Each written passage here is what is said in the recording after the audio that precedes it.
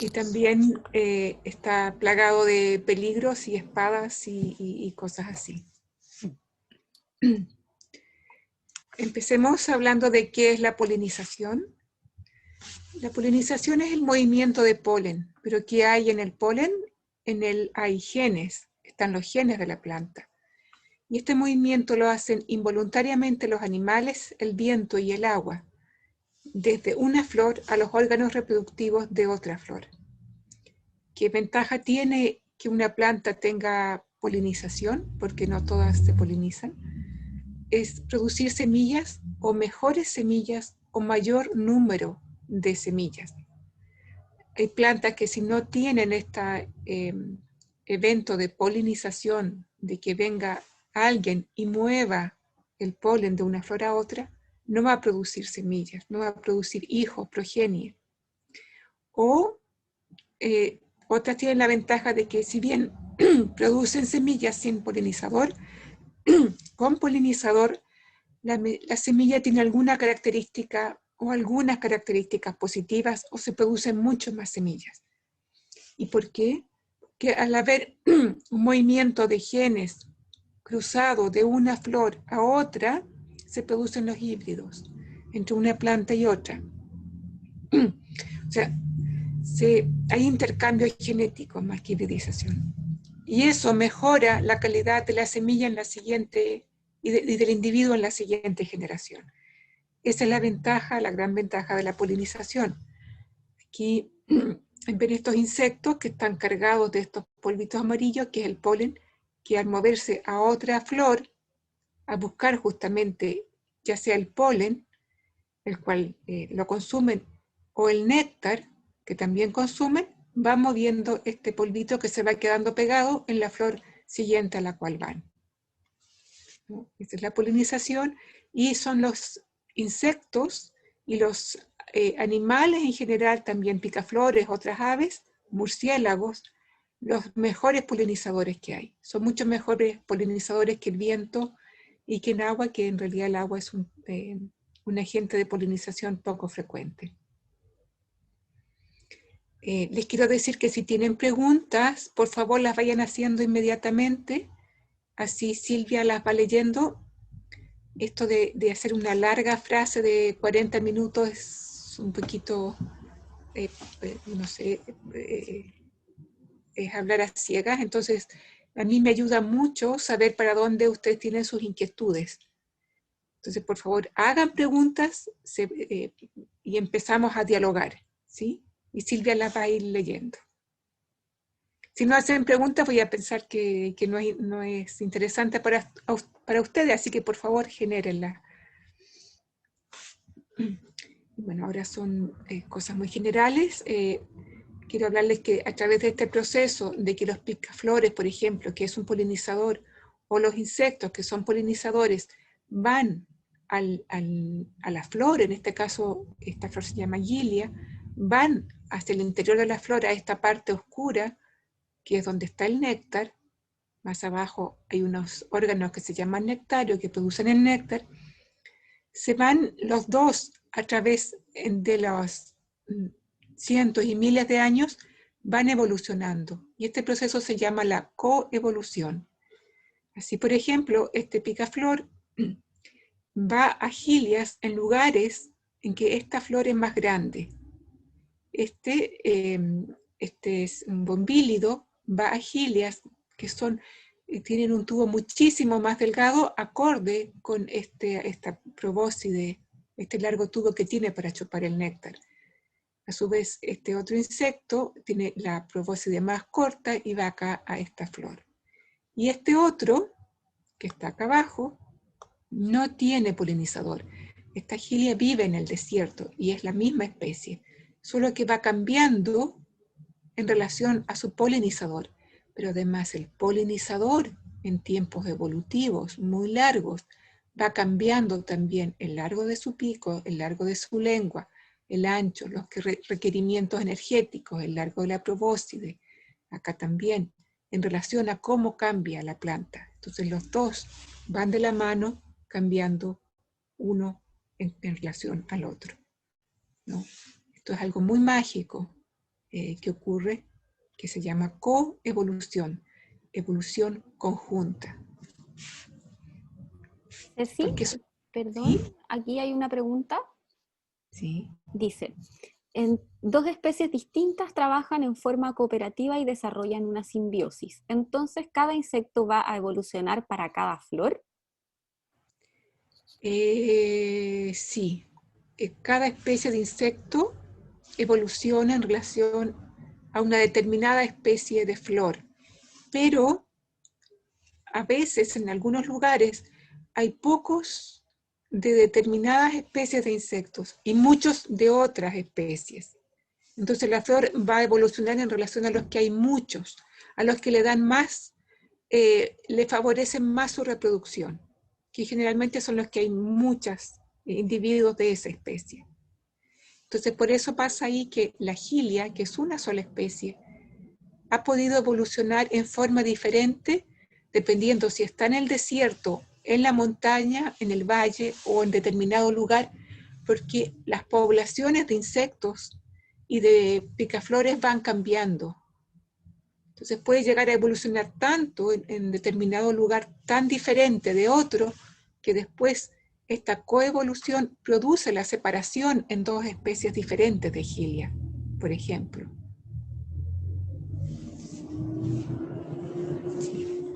Bueno, ¿por qué son importantes los polinizadores? Son responsables de toda o la mayor parte de la reproducción del 87,5% de las plantas a nivel mundial. No es del 100%, porque está el trigo, la avena, la cebada y otras que el polen la mueve el viento. Pero este 85% de la producción de cultivos y plantas silvestres requiere totalmente un polinizador, por eso digo son responsables de toda, o parcialmente de la reproducción. A veces no es necesario que sea una dependencia 100%. Si no está el polinizador, de todas maneras se va a producir la semilla, pero va a ser menos semilla generalmente, y generalmente una semilla de menor calidad, porque no hubo cruzamiento de polen de una flor a otra, no hubo reproducción cruzada. Se estima que a nivel mundial el servicio de polinización alcanza los 153 billones de euros, lo cual, esto es en relación a cultivos solamente, no en relación a flores silvestres, lo cual es cerca del 10% del valor de la producción agrícola mundial en ese año en que se calculó, ¿no? Silenciosamente, y a veces no tan silenciosamente, pero en general silenciosamente nos dan un servicio que aquí se evalúa en una enorme cantidad, el 10% de la producción agrícola mundial. Tradicionalmente, cuando se habla de polinizadores, se considera que es uno, que es la abeja, quien poliniza la abeja. Y cuando uno piensa en la abeja mielífera, ¿no? Y este es solamente uno de los miles de polinizadores que hay. Entonces se piensa que la abeja mielífera, que es la que nos da la miel que nosotros consumimos, es el único polinizador. También hay otras abejas que no son la que nosotros conocemos, que también producen miel en todo caso, que son cultivadas por comunidades indígenas. Sin embargo, hay al menos 200.000 especies de polinizadores en el mundo. O sea, el título 1001 polinizadores debería ser 200.001 especies de polinizadores en el mundo. Nos quedamos cortos por harto. Otras veces se piensa que tal vez hay otra especie de polinizadores, incluyendo a los abejorros en este grupo. Aquí tenemos a la abeja de la miel y aquí tenemos al abejorro Bombus terrestris, Apis mellifera y Bombus terrestris. Es el abejorro comercial europeo. Ambas especies son europeas, pero además Apis mellifera está en África y en parte de Asia. Es decir, no son nativos de Chile. Respecto a la importancia mundial, aquí se hizo un análisis de en este eje está la producción de distintos cultivos: almendra, trigo negro, algodón, cereza, café, kiwi, frutilla, está esa zarzamora, melón, arándano, café, de vuelta con otro estudio, y así. Y se vio el aporte que hacían a la producción, que está acá, los insectos silvestres comparado con la abeja mielífera de estos cajones, se me viene el nombre en inglés ahora, los cajones de abejas, ¿no? Criaderos de abejas. Entonces, lo que se vio acá, que en rosado, que son los insectos silvestres, los que viven sin el apoyo del ser humano, los que más aportan, o acá pueden ver los únicos que aportan a la polinización de los cultivos, dependiendo del estudio.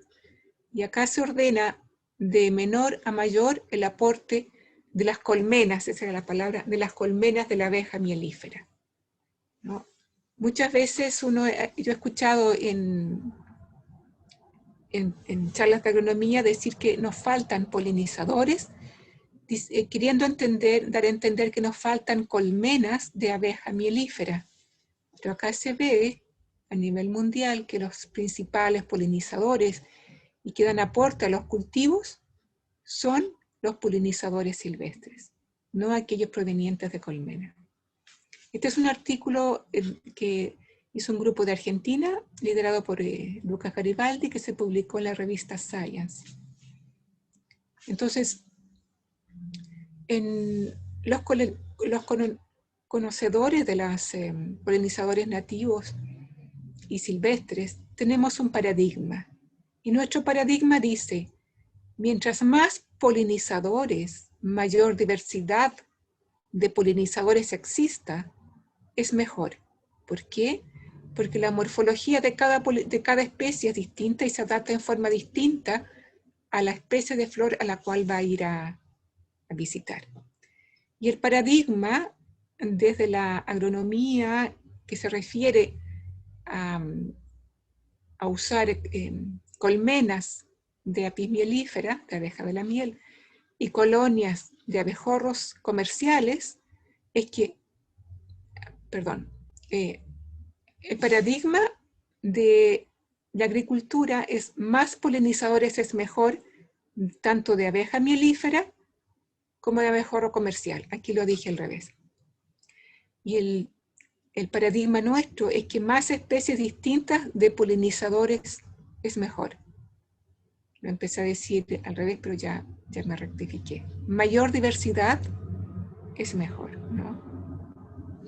No solamente 2 especies deberían ser las que están polinizando nuestros cultivos y nuestra flora silvestre, sino que la mayor diversidad posible, esas 200.000 especies. Entonces nos preguntamos, ¿cuántas especies de polinizadores nativos hay en Chile? Y volvemos, ya sabemos que son 200.001 en el mundo, pero ¿cuántos hay en Chile? Tenemos 9 especies de picaflores y al menos 2 especies de otras aves que son importantes polinizadores, pero hay otras especies de aves que no son picaflores, que son polinizadores secundarios, no tan importantes. Tenemos alrededor de 450 especies de abejas nativas, 176 especies de mariposas diurnas y más de 1000 especies de polillas, de mariposas nocturnas, que también polinizan. Se sabe prácticamente nada de esto, de la polinización nocturna. Hay un número indeterminado de moscas florícolas, que oscilaría más o menos alrededor de 3.000 especies, según un especialista, que es Rodrigo Barahona. Tendríamos 300.000 especies de dípteros polinizadores que viven del néctar de las flores. Hay un número aún más indeterminado de coleópteros florícolas. Y también tenemos insectos polinizadores, probablemente de otros grupos que no son ni abejas o himenópteros, ni lepidópteros, que son las mariposas, ni dípteros, que son las moscas, ni coleópteros. O sea, hay otros grupos que están aportando.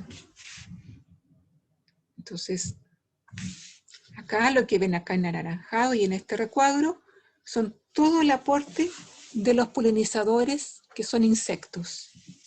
Entonces, ¿cuántos polinizadores tenemos en Chile? No sé, 5.000 especies, 6.000 especies. Va por ahí, todavía se están describiendo nuevas especies de polinizadores. Aquí hay una imagen de un coleóptero muy pequeño, son estafilínidos. Estos viven prácticamente dentro de la flor y de repente saltan estos coleópteros, tienen unas alas que están cubiertas y de repente las guardan dentro de una cubierta, de repente las desplegan y saltan, y cuando llegan a otra flor mueven el polen. No se sabe cuántos estafilínidos hay en el país. Respecto a los colibríes, a los picaflores, tenemos, como decía, 9 especies. Aquí les muestro la belleza del picaflor de Juan Fernández. Acá está el macho, que es completamente anaranjado, con una cresta un poco diferente, de diferente color acá. Y acá está la hembra, que es muy bella también, especialmente la espalda y la cola son muy bellas, son muy diferentes, pero es la misma especie, en morfología. Quedan muy pocos picaflores en Juan Fernández, es una especie en peligro de extinción. Acá está el picaflor común, que está en el continente. El picaflor suele ir a flores rojas y de tubo alargado, como la estrellita. Esta es la filesia, el coicopihue, esta es la botellita, este es un boqui, esta es la misma familia que la botellita, pero es la medallita, está aquí en un jardín botánico en Escocia, en Edimburgo, y aquí está la estrellita. Todas son de tono rojo, anaranjado, y tienen en el tubo abundante néctar que es diluido, que es lo que más les gusta, que es una composición de azúcar muy particular y una concentración de azúcar sumamente particular a las que ellos van. Acá hay otras flores tubulares rojas, el atué, el taique, el chaquihue, el quintral, y el quintral del boldo. Este es el quintral típico. Y hay muchas más, hay muchas otras especies de plantas con estas características de ser relativamente tubulares y de colores muy llamativos. Aparte del picaflor, hay otras aves polinizadoras. Por ejemplo, el cometocino. El cometocino va al néctar del notro y también va al néctar del chilco, como pueden ver acá.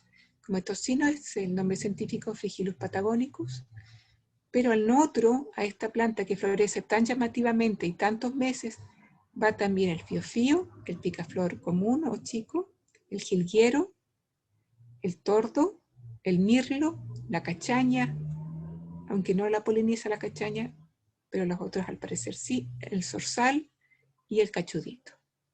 ¿Y quién visita más al notro? En el sitio por lo menos donde hemos estudiado, es el fiofío, no es el picaflor. La mayor 76% de las visitas fue el fiofío. ¿No? Aquí vemos el fiofío. Aquí mirando las flores de notro, es muy difícil sacarle una foto en vuelo. Acá está representado. De un brinco puede ir a 1 o 2 flores. Aquí en proporción de tamaño más o menos está el picaflor. También en la flor de notro. En cada fiofío encontré en promedio 728 granos de polen de notro que va moviendo de flor en flor, y en los picaflores en promedio 27 granos de polen. Es decir, el picaflor mueve menos polen que el fiofío, pero el picaflor, como es muy rápido, en un brinco puede ir en promedio a 40 flores. En cambio, en un brinco, en un evento de visita, el fío puede ir solo a una o a dos, porque no tiene agilidad del picaflor, ¿no? Cuando Ceci, uno habla de... ¿Sí? aquí hay otra pregunta. Alguien dice, ¿a qué especie poliniza al copihue? Ah, Patagonas. El picaflor gigante poliniza copihue. Lo poliniza también el picaflor chico, pero como es chiquito, lo que hace es que con su garrita se agarra el pétalo de la flor y se mete todo su cuerpo entero para poder llegar al nectario que es muy grande, que es muy grande la flor y el nectario está muy al fondo. Se mete completamente dentro de la flor y eso hace que quede empapado de polen. Y el moscardón nativo o abejorro nativo, Bombus albomi. Esas tres especies polinizan al copihue. ¿Hay otra pregunta? No sé si por ahora no hay más preguntas. No, Gracias. pues, ya, pero hagan preguntas. A ver, ahí hay otra pregunta. Ya. A ver, dice, una pregunta. ¿La variabilidad morfológica de algunas plantas a lo largo o ancho de nuestro país podría ser explicada por los distintos polinizadores que existen en distintas localidades para la misma planta? Ahí Y, sí, mira, sí. y también, ¿existirá algún estudio que demuestre quizás esto? Sí, mire, yo me preguntaba lo mismo porque les mostré el ejemplo de la gilia, que es de California. Decía, qué pena no poder mostrar lo mismo de una planta chilena. Y la verdad, no tengo conocimiento que un estudio muestre eso dentro de una especie de planta. Las formas distintas de un género, de especies dentro de un género, sí podrían relacionarse con la morfología de un picaflor, con la morfología diferente de un polinizador. Por ejemplo, aquí está el chaquihue, el crinodendrum, parece que fuese un botón y parece que la flor estuviera cerrada, pero aquí tiene una pequeñita abertura. Y la única especie que puede entrar por esta abertura y llegar al final donde está el nectario es el picaflor chico. Cuando ya está más grande puede llegar la apertura, puede llegar el abejorro nativo. Pero este crinodendrum, que es el chaquihue, en la zona central hay otra especie que es una flor abierta y que es blanca, y ahí van otros polinizadores. Tiene una forma completamente diferente. Pero esa es la variación de dos especies de plantas dentro de un género. Pero lo que preguntan es la variación dentro de una misma especie, parecido al ejemplo de la gilia. Y no conozco ningún ejemplo dentro de Chile, lo que no quiere decir que no exista, simplemente que no está estudiado. Sí, no ha habido la observación que motive a un investigador para encontrar ese fenómeno. Bueno, aquí vamos a ver un poco de la diversidad de polinizadores que tenemos entre los insectos. Por ejemplo, las mirtáceas en Chiloé, que fue el sitio de estudio, en un solo lugar, al norte de la isla de Chiloé, estudiamos los polinizadores de la rayán. Hay otra mirtácea que es la picha, la petagua, el meli, la peta, la murta macho, la murta o murtilla, la luma y la mirteola. Todas estas son mirtáceas, son plantas de una misma familia. Más o menos la flor es algo como esto. Esta es la de la rayán, la flor de la rayán, pero todas tienen alguna variación respecto a esta forma floral. Entonces, en la medida que vamos observando y vamos encontrando mayor número de polinizadores. Esto indica que cada vez, en la medida que uno observa más tiempo, estos son minutos de observación, vamos encontrando más polinizadores. Por ejemplo, aquí la picha la observamos casi 2000 minutos y encontramos que ya se estabilizaba, ya eran pocos los nuevos polinizadores que encontrábamos. pero aquí seguían encontrándose cuando interrumpimos la observación, generalmente por eventos de lluvia. Entonces, y todos estos no se comparten. No quiere decir que son los mismos. Hay muchos, muy pocos que se comparten y la mayoría son diferentes. En un solo sitio, en el norte de Chiloé. Entonces, si uno pudiera estudiar y conocer más la diversidad, podría estudiar estas mismas especies en distintas partes del país y probablemente encontraría otro ensamble de polinizadores que las visita. Entonces, realmente esta diversidad fue haciéndose muy, muy grande. Aparecían una enorme cantidad de especies de polinizadores, moscas, coleópteros, también himenópteros, ¿no? Que taxonómicamente hizo muy difícil después poder trabajar. Pero bueno, ahí lo intentamos. Este abanico que ven acá representa acá en verde una planta que es la que recibe mayor cantidad de polinizadores, que es la que en que se enraiza esta red de interacciones. Como le digo, en verde está la planta y en naranjo están los polinizadores. Entonces aquí la que recibía mayor cantidad de visitas en Chiloé era esta misma que está representada acá de otra forma. Acá está la planta y en negro los polinizadores. Esta planta es el ulmo, es un árbol, es el árbol del ulmo, ¿no? Y también aquí en esta trama de interacciones en que esta planta es polinizada por este insecto, que a su vez poliniza esta planta, que a su vez es polinizada por este insecto, que a su vez poliniza esta otra planta, etc. Aquí se forma una red de interacciones que cuando uno saca una planta del sistema, realmente remueve mucho lo que está pasando con las interacciones con los otros insectos. Si uno aquí busca el insecto que tiene más conexiones con más plantas, encuentra que es el abejorro nativo Bombus dalbomi. Acá está. Esto es como les digo, sigue siendo un solo sitio de estudio en el norte de Chiloé. Los polinizadores dan servicios a la vegetación nativa, polinizándola, moviendo sus genes. Aquí ven una mosca, esta es una mosca con una probóscide muy larga que le permite llegar acá al fondo donde está el nectario. El nectario produce durante 3 días y generalmente 2 veces al día se llena para producir el néctar. Ellos van a veces regularmente, tienen sus horarios de visita para ver si ya se ha producido este néctar, ¿no? Este, como les digo, es un díptero, un nemestrínido. Esta foto la saco de internet, yo espero que esté todo bien con los autores de esta foto. Traté de dejar sus logos ahí. Pero también los polinizadores dan servicio a los cultivos en Chile. Y esto es muy importante recalcarlo.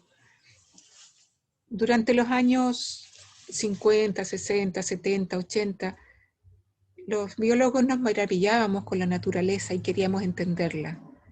Y salíamos a los lugares, a los bosques, a las turberas, a las selvas, donde hubiese vida silvestre, a las montañas, a estudiarla y a maravillarnos con estas relaciones que íbamos encontrando. Y mientras eso pasaba, la naturaleza se fue destruyendo a un ritmo cada vez más grande. Y así fue que cada vez que íbamos a nuestros sitios de estudio, en muchas ocasiones no los encontrábamos. Yo creo que nos cobró el que nosotros no hubiésemos estudiado el aporte que la naturaleza y hubiésemos comunicado este aporte a la sociedad. El aporte que la naturaleza le da al ser humano. Y es así que, viendo esto, muchos de nosotros nos hemos volcado ahora al servicio que los polinizadores nativos le dan a los cultivos. Por ejemplo, el número de visitantes florales a los cultivos de frutilla en un sitio en Talca es alrededor de un poco más de 45. La cantidad de polinizadores que va a un sitio en Tiltil, en un sitio en que ponen colonias, colmenas de abeja mielífera, pero Sin embargo, los polinizadores nativos, entre toda esa abeja mielífera, tratan de llegar a las flores. De cereza es de poco más de 35. Y quien más tiempo está en la flor y tiene mayor probabilidad de contactar el polen es un díptero, una mosca nativa, no la abeja mielífera. Acá en palto también hay estudios, en arándano, en almendra, en cereza, en frambuesa, en raps, en durazno, tomates, etc. Y generalmente, mientras mayor cercanía hay de estos cultivos a vegetación nativa, mayor riqueza de polinizadores se va a encontrar. Aquí están representados los puntos donde están los cultivos que aquí muestro. Estos son datos no publicados de un montón de autores, tesis o informes o reportes, porque recién estamos en Chile empezando a levantar esta información. Entonces recién la estamos analizando y pudiendo mostrar al público. Esta es una mosca. Perdón, ¿Sí? hay una pregunta. Karina pregunta, ¿hay algún estudio que relacione la diversidad de polinizadores con la degradación de turberas en Chiloé? ¿O cómo afecta a los polinizadores la degradación de estas turberas? No, lamentablemente no. Chile no tiene mucha gente que trabaje en polinización. Si uno compara con Brasil, independiente del tamaño de la población de ese país, de los científicos que hay, en Brasil realmente hay muchísima gente que trabaja en polinización, tanto de cultivos como de la vida silvestre. Pero en Chile muy poca gente trabaja en polinizadores. Yo trabajo en polinización desde hace 30 años. Algunos años me dedico muy poco, otros años más. Pero en toda mi historia, ¿cuántos alumnos he encontrado con interés en trabajar en polinización? 4 en 30 años, y esos 4 alumnos los he tenido los últimos 3 años. Y habiendo hecho llamados para alumnos, no hay interés en este tema. Entonces, eso también ha afectado mucho que haya poca investigación. Sin embargo, otros colegas sí trabajan en polinización, sí tienen alumnos, pero siempre es poco, porque somos pocos los colegas que trabajan en estos temas. Entonces, no se sabe, lamentablemente. Este es un díptero, en una flor de palto. Se promueve mucho la compra y liberación del abejorro europeo para polinizar palto. Lo que han visto en 2 estudios es que muy ocasionalmente el abejorro europeo va, pero sí los especies nativas. Aquí tenemos 3 especies distintas de coleóptero en flor de palto. Aquí ven esta chinita, acá ven, hay otra especie, y acá hay otra especie de coleóptero. Este es una abeja, un himenóptero nativo, también en flor de palto.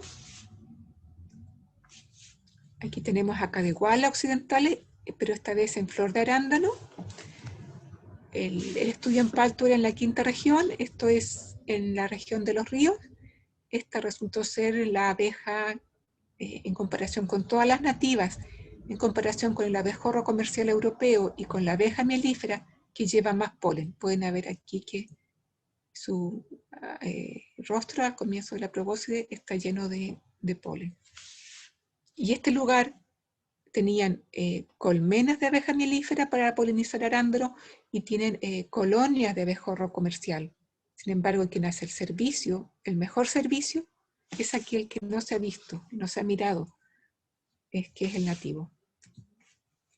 Aquí tenemos al abejorro nativo, Bombus dalbomi, también polinizando la flor de arándano, y pueden ver estos puntitos acá, que es el polen que va cayendo en su cuerpo. Ceci, ¿Sí? respecto del Bombus dalbomi, aquí hay otra pregunta. Dice Sandra Pérez, en el caso del abejorro chileno que está clasificado en peligro de extinción, ¿Hay estudios en relación a su distribución en Chile, específicamente en la zona central? ¿Qué tipo de vegetación poliniza? Mira, hay estudios de distribución. Si tú entras a la página de Moscardón de Salvemos Nuestro Abejorro, sí, en Salvemos Nuestro Abejorro, ahí hay varios mapas de distribución en Chile central. Y respecto a qué flores poliniza, yo te diría que vayas a los trabajos de Rodrigo Medel para la zona central. Si tú entras a ResearchGate, Rodrigo Medel, y vas a encontrar sus trabajos de él y de sus alumnos. Sabes que yo veo que han pasado 40 minutos y tú me dices, Silvia, hasta dónde dejo la charla, porque falta. Sí, tranquilo, Ceci, tenemos hasta las 8:30, Ya. sí, Sí, 7, la 8, idea es 9. Sí. terminar en 15 minutos mi Sí, está charla. perfecto. Sí, sí, sí. Paso a las preguntas. Esta es una flor de tomate. Estábamos estudiando la polinización de tomate limache. El abejorro comercial fue traído principalmente para polinizar tomate y fue liberado y puesto en invernadero. Sin embargo, el tomate no tiene néctar, por lo tanto, cuando se lo libera, la flor que es menos atractiva para él es la de tomate. Sin embargo, los polinizadores nativos sí están visitando la flor de tomate. Y aquí hay una foto que no salió.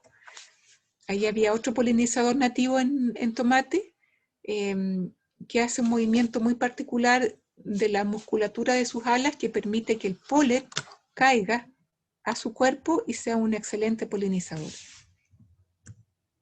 Bueno, el estado de conservación de nuestros polinizadores nativos se sabe muy poco. Aquí tenemos de nuevo a Bombus dalpomi. Fue clasificado en peligro producto de que al traer el abejorro comercial le transmitió patógenos, una enorme carga de distintos patógenos que lo llevó de ser probablemente uno de los polinizadores más comunes a estar en peligro de extinción. Bombus funebris es nuestra segunda especie de abejorro. Aquí está. Yo le llamo abejorro del altiplano, también abejorro panda por ser blanco con negro. También está en peligro, en este caso vulnerable a la extinción, producto de estar en contacto con el abejorro comercial. Vive en el altiplano este abejorro, pero los tomates que nosotros consumimos en invierno se producen en Arica, en el Valle de Azapa, y los camiones que llevan tomates hacia el altiplano muchas veces llevan el abejorro comercial dormido ahí, o de forma intencional el servicio agrícola y ganadero lo ha llevado al altiplano para polinizar cultivos en el altiplano. Entonces, al entrar en contacto con nuestro abejorro nativo, lo llevó al estado de vulnerable. Aneriófora aurorufa, la mosca oro anaranjado, está en estado vulnerable. Esta mosca es una de aquellas que no tienen conexión con ninguna otra planta, que están en esta parte del abanico, que son específicas, en este caso del ulmo. Después la encontramos en otras dos plantas más, pero principalmente vive de la flor del ulmo, muy específica. Si no está el ulmo, se le hace un gran perjuicio a la permanencia de esta mosca, que algunos confunden con Bombus dalpomi. Y esta mosca pertenece a una familia que son los sírfidos, que son miméticos, suelen mimetizar a las abejas. En este caso se postula que ella es mimetiza al abejorro. Hay muy pocos predadores del abejorro, por lo tanto ella dice me voy a parecer a esta especie para así pasar piola y estar segura. En los bosques precordilleranos de Panguipulli, en la salida que hice este verano, encontré solo abeja melífera porque ya se llevan enormes cantidades a la abeja transhumante de la zona central. Después que terminan los cultivos en la zona central, llevan miles y miles de colonias para vivir del néctar y el polen de los bosques de Panguipulli. Y es así que andaba buscando especies nativas y solamente encontré un individuo de este apidae, que es Sphastrides melanura, que probablemente también, como otros apidae, son afectados por las enfermedades que lleva Bombus albomi, que también es una apidae. Bueno, veamos sus amenazas: la destrucción de su hábitat, donde ellas viven, los bosques, los matorrales, el desierto, la presencia de patógenos producto de la agroindustria, tanto de la abeja mielífera, esto es, claro, de la abeja mielífera y del abejorro comercial, falta de recursos, también por superabundancia de abeja mielífera y abejorro comercial, porque vacían de néctar las flores y lo vacían también de polen, y la presencia de pesticidas. Y ahora voy a hablar un poquito de esto, si nos da el tiempo. Esta es la cantidad de abejorros que ha entrado al país, ya sea de colonias o reinas. Vemos que el año 97 entraron los primeros, y el máximo fue el año 2019. Va la curva hacia arriba, tiene diferentes líneas dependiendo del año que pregunte. Por ley de transparencia es la respuesta, pero todas coinciden en ir hacia arriba. El año 2020 bajó, no sabemos si por la pandemia o por una regulación que puso el Servicio Agrícola y Ganadero, SAG. Esto me la voy a pasar, yo creo que sí. En el caso de las habas, estudiando la polinización de las habas, vimos que hacía un hoyo en la base porque tiene una lengua muy corta, el abejorro comercial, y si entra por delante de la flor y permite que se polinice, no llega al nectario porque su trompa es muy corta, entonces la rompe por un costado. Al romperla por un costado no hace el servicio de polinización, ¿no? Este pacto que hizo la naturaleza, que hicieron las flores: si tú me polinizas, yo te doy néctar, él la rompe y rompe el pacto al romper la flor por el costado. Solamente 12% de las visitas fueron polinización, 88% de las visitas fueron de robo de néctar, es decir, no poliniza. Al vaciar de néctar, otros polinizadores ya no encuentran atractiva esta flor porque no tiene néctar. Eso lo hemos estudiado también. En el caso de la frambuesa, los colegas de Argentina encontraron que el abejorro comercial que cruzó desde Chile hacia donde están ellos, en Bariloche, que fue este estudio, rompe la flor. Acá pueden ver que la rompe, pero también rompe el estilo, que es esta parte, simplemente por, acá la rompe. Esta es la parte que recibe el polen, lo rompe simplemente por la cantidad enorme de visitas. Es tantas las veces que va para verificar si hay néctar, de que termina rompiéndola. Y acá está el caso del tomate con este abejorro nativo, que es uno de los principales polinizadores, que es el que les decía, que hace este movimiento con las alas. Y encontramos que el 97% de las visitas a tomate fueron los polinizadores nativos, y solo este porcentaje fue el abejorro comercial y también la abeja mielífera. Conclusiones: las especies de polinizadores nativos de Chile son miles, son varios miles, forman una intrincada trama de interacciones e interdependencias entre ellos y con las plantas, dan servicio no solo a la vegetación y al ecosistema nativo, sino que a la producción agrícola. Las amenazas a esta biodiversidad están identificadas y muchas se pueden manejar. Se requiere valorarlos y cuidarlos. ¿Cómo? Plantando especies con néctar a lo largo de las estaciones, primavera, verano y principios de otoño. Se requiere proteger a Bombus albomi y en general a todos los apidae nativos. Participar activamente en campañas para protegerlos, como por ejemplo las páginas web, Facebook e Instagram de Salvemos Nuestro Abejorro, Moscardón Revive y de AI Ciencia.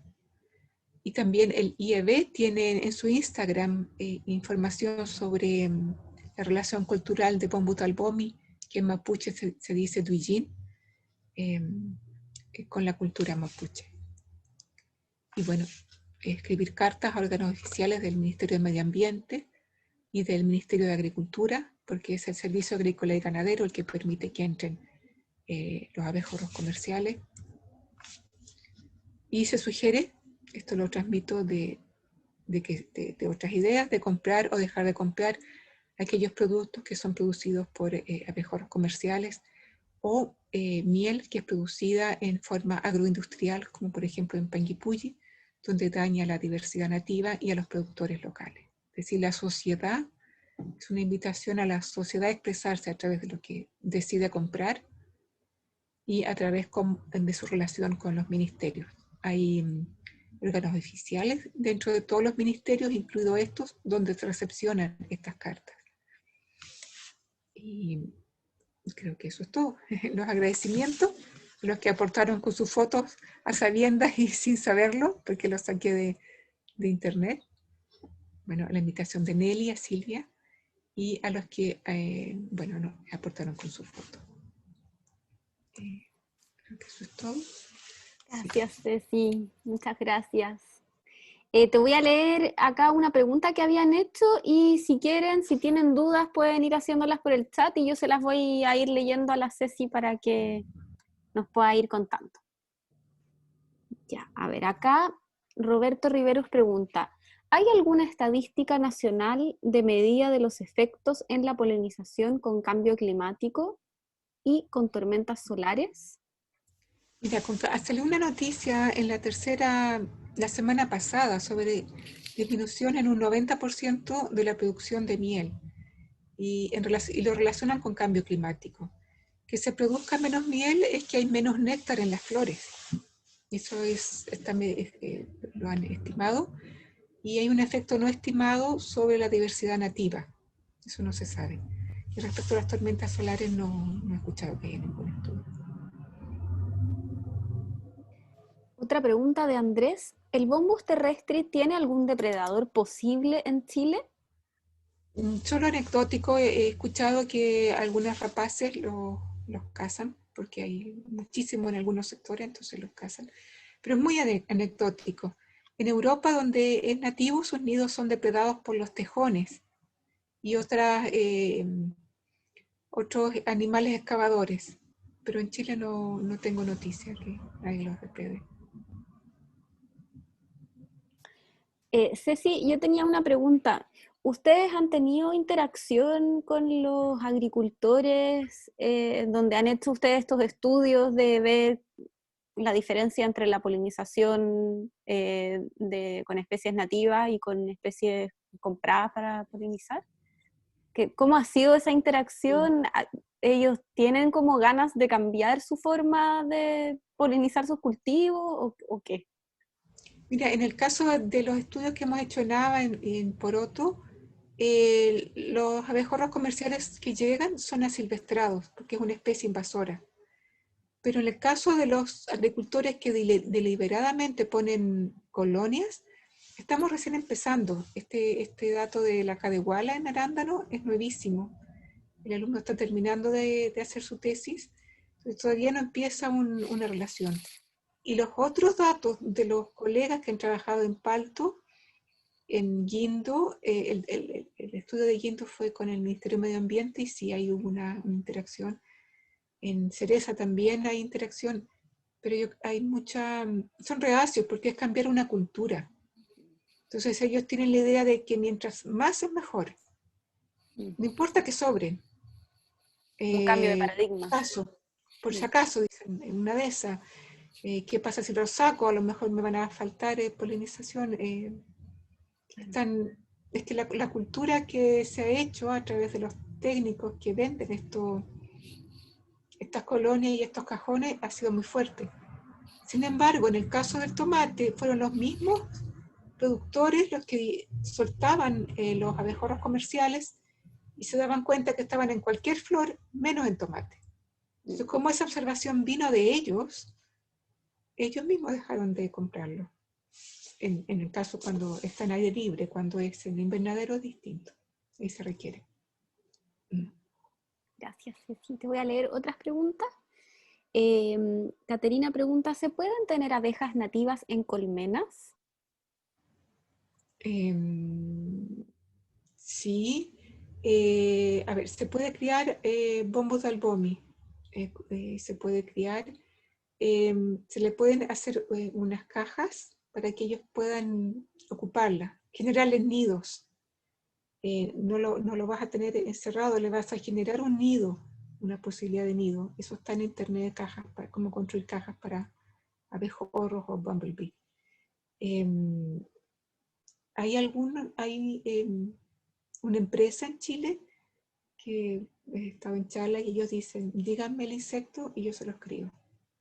Entonces esa tecnología está, no sabría decirte ahora la empresa, pero sí está, ya sea himenóptero, abeja, o ya sea díptero. Lisel pregunta, hola, respecto a la metodología, ¿cómo se capturan los polinizadores y cómo se realiza el análisis de los granos de polen para saber a qué flor pertenecen? En el caso de las picaflores, lo que yo hago es le coloco un scotch aquí en la cabeza y en su piquito, y se lo tiro contra, contra el sentido del scotch. Y ese scotch lo veo después en la lupa y ahí me salen los granos de polen. Eso en el caso del picaflor. En el caso de los insectos hay distintos métodos. Uno es sacrificar una muestra de insectos y otro es lavarlo para poder sacar el polen que está en su cuerpo sin tener que dañarlo.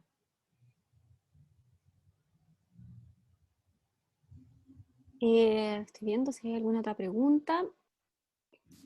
Todavía no hay ninguna. Voy a hacerte una yo. Nos dijiste en alguna parte que sería bueno que empezáramos a rechazar los productos que se produzcan con abejorros introducidos.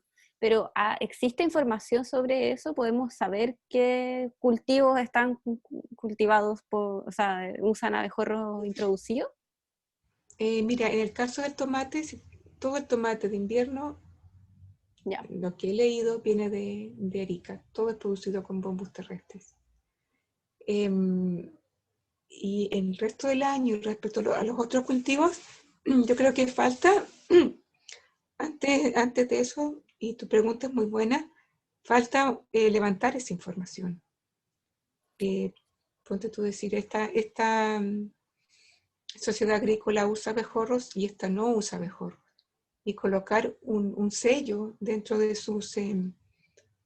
de la miel, ponte tú, o dentro de los arándanos que diga sin abejorro. Falta todavía ese paso que dar. Uh-huh. Así como las certificaciones orgánicas y todo ese tipo de cosas, que Sí. hubiese una certificación. Puede que usen, o sea, se use abejorro involuntariamente, porque como le digo, está asilvestrado.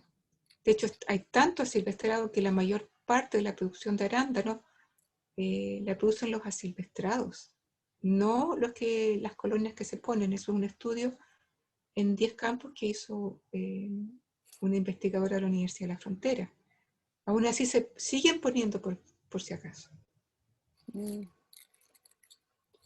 Y Ceci, ¿cómo ha sido? Aquí hay otra pregunta, a lo mejor te va a leer la pregunta. Sandra Pérez pregunta, ¿hay un mapa de abejas, ya sea por apicultores o empresas que arriendan las colmenas para polinización de abejas mielíferas? No entiendo.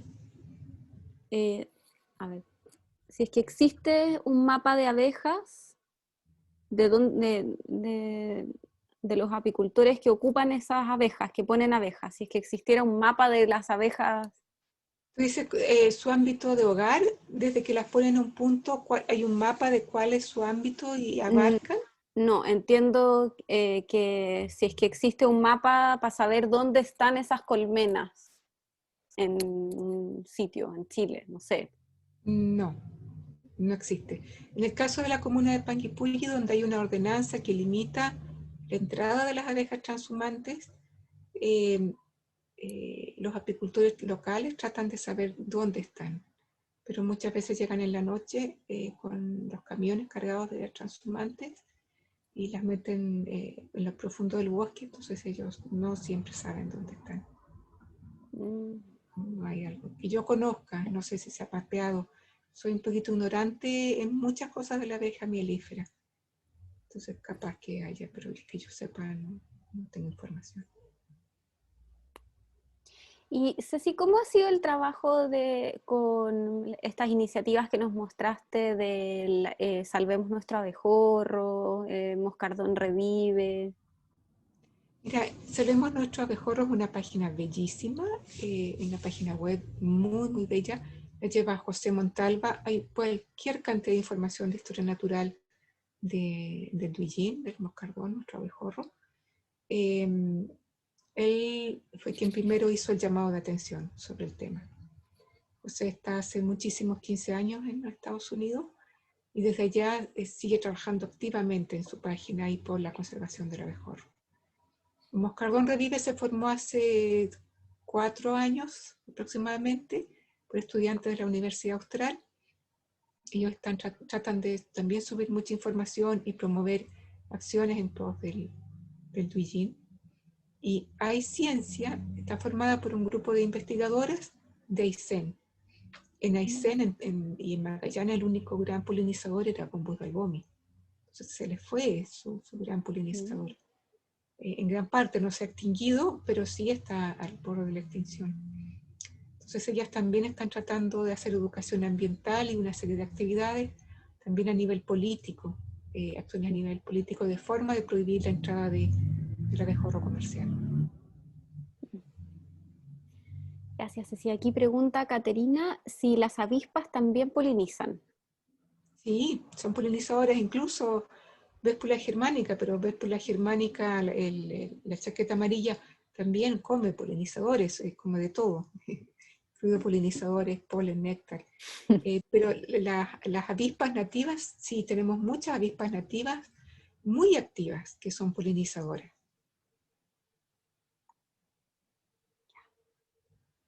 Hay más preguntas. Estoy mirando el chat y por ahora no hay más preguntas. Alguien pregunta si vamos a subir el video. Sí, estábamos grabando y el video se va a subir a la cuenta del Instituto de Ecología y Biodiversidad y también a la Municipalidad de Providencia. Así que los que llegaron tarde pueden después verlo entero ahí. Aquí preguntan, ¿hay alguna empresa que diseñe genéticamente abejorros nativos y los comercialicen? No, eso no existe. No, ni de abejorro comercial tampoco. En el caso del abejorro comercial en Europa, voy a explicar para que se entienda, se sacan de la naturaleza las reinas y después se llevan a estas fábricas donde son criadas en hacinamiento.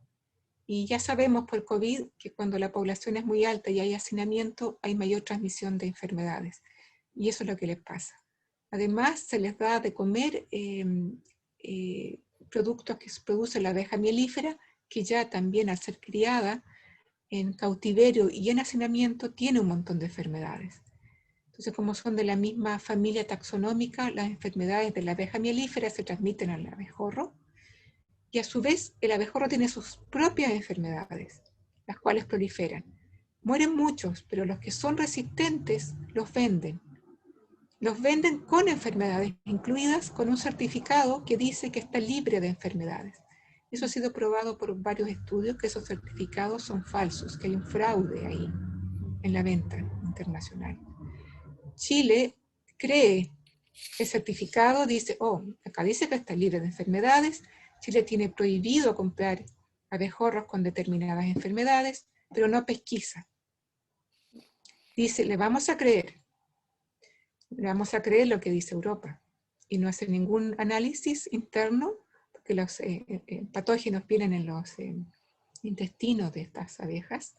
Cuando se lo libera y llega una flor, transmite la enfermedad a otro abejorro que va a la misma flor.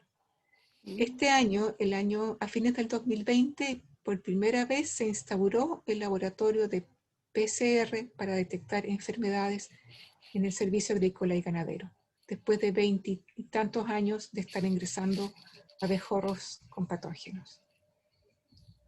Y, disculpa, hay una iniciativa de criar Bombus balbomi, pero es desastrosa a mi ver, porque eso implica que se la llevó a peligro de extinción.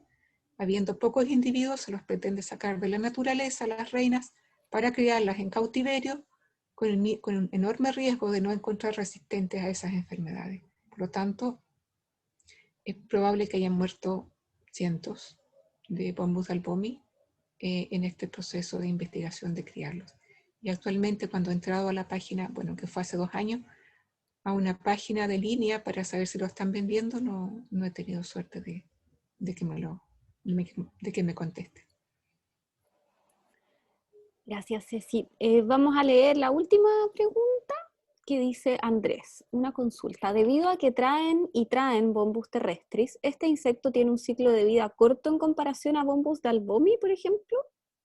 No, es un poquitín más largo. Sale un poco antes, emerge un poco antes cuando está asilvestrado, a fines de invierno, principio de la primavera, y termina su ciclo un poquitito más tarde que dalbomi. Y se reproduce 4 veces en mayor cantidad que dalbomi, y una de sus enfermedades deja infértil a dalbomi. Grave la situación. Y ahora sí que leo la última que llegó. ¿A qué cree que se deba que, a pesar de la evidencia científica, Chile continúa con el ingreso del abejorro europeo? Porque el paradigma es lo que queremos, el país quiere es producción. Y si ese abejorro ingresó ya a la cultura de que te produce mayor producción, es muy difícil cambiarla. Porque los agrónomos se forman con el carisma de que producir es lo que tienen que hacer, y los biólogos no tardamos mucho en ingresar al mundo del aporte de los polinizadores nativos a esa producción. Entonces es muy difícil cambiar el paradigma que ellos tienen. Y lo otro es que ya produjeron una catástrofe enorme en la biodiversidad nativa al casi exterminar a Bombus albomi y probablemente a otros apidae. Es un temazo. Realmente tiene que existir buena voluntad del Ministerio de Agricultura, del Ministerio de Agricultura, para hacer cambios a pesar de todas las evidencias que hay. Lo que ellos necesitan es más presión ciudadana, mucho más presión ciudadana que la que hay. Gracias, Ceci. Muchas gracias por tu café de hoy día y bueno, los invitamos a todas y a todos a seguir estas iniciativas que les comentó Ceci.